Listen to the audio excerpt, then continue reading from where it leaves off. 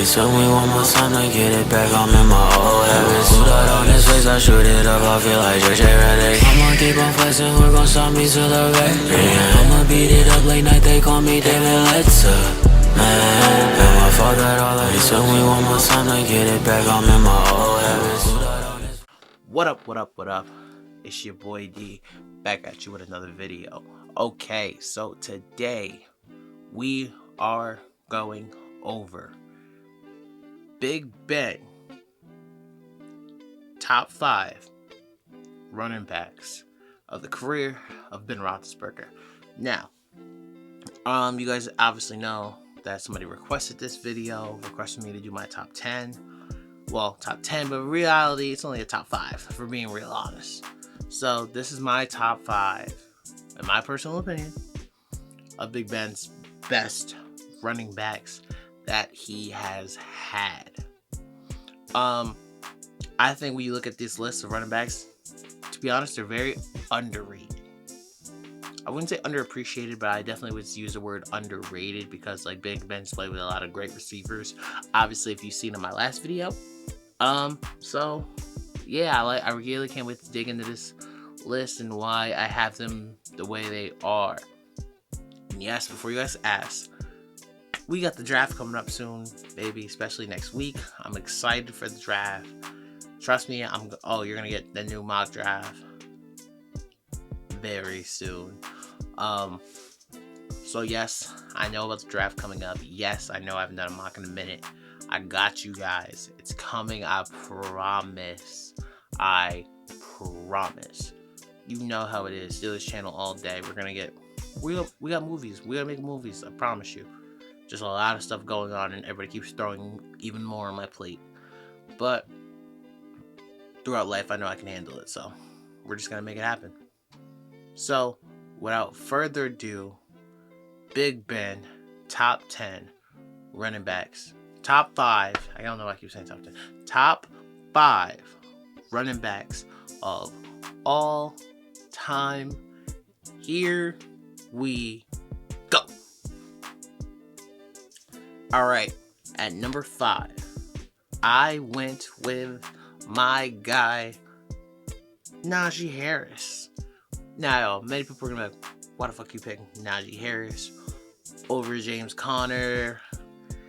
Listen, it was realistically, it was heads or tails, to be honest with you. Because I really went with Najee because I feel like he personally had the better season, being like the legit number 1. Don't get me wrong, it doesn't mean James Conner was bad or any shape or form or fashion, but I just think Najee had not that even better of a line than James Conner did when he was supposed to be our main guy, and he definitely put in work and made great do. And with James Conner, a lot of it was he couldn't stay healthy. It wasn't that he was trash at all. It was just that he couldn't stay healthy. So I know this one's gonna be like more of the hot take on this list, but you know, I'm a really big Najee Harris fan. I really think he's gonna be a future, and I really think the way we used him, like Ben threw him the ball a lot, and then the way he was so tough to run, he gives you really that old Steelers football, Steelers running back feel. So that's why I got Najee Harris at number 5. Number 4, Rashard Mendenhall. Now, Rashard Mendenhall used to get crazy. I'm not gonna lie. He used to do a lot of good work for us. Gotta bring it up until he ran into Ray Lewis. Ray Lewis tried to sit him down.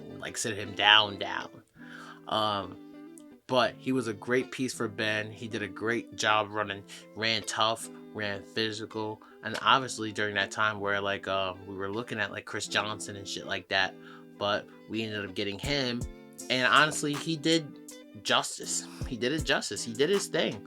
You can't lie and say he didn't do his thing or help out the Steelers at all on offense. He definitely did his thing.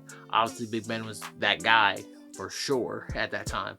But Rashard Mendenhall played a very important, impactful piece to our offense back then. So you got to give some love to Rashard Mendenhall. Number 3, Willie Parker. That boy had the burners. Honestly, I really like Willie Parker because he's one of the more different type of running backs we had. Like, this man was just fucking lightning fast. He's another running back. I think that like he didn't get enough of his shine because of the running backs he was playing with during that time. I'm sorry.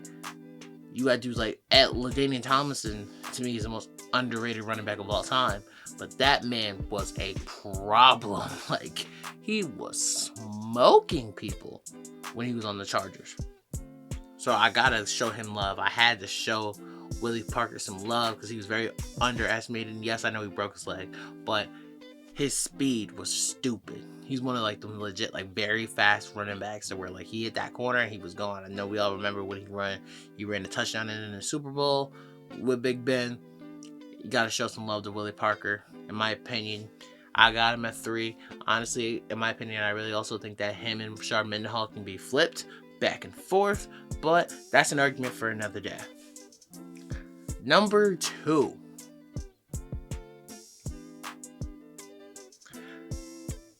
The bus, Jerome Bettis. Now, before everybody else goes crazy on me, why you got him there? Because I got Jerome Bettis here because he only played 2 seasons, if I'm not mistaken, with Big Ben. 2004 and 2005.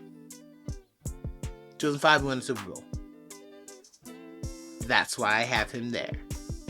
Big Ben, unfortunately, he didn't get to have Jerome Bettis in his full prime.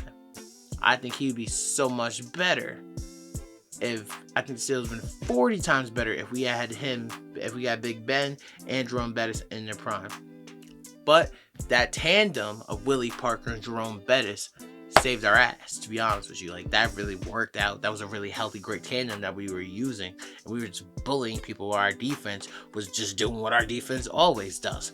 Knock shit out of people. And I think we were doing a great job. Jerome Bettis is a legend. Hall of Famer, obviously.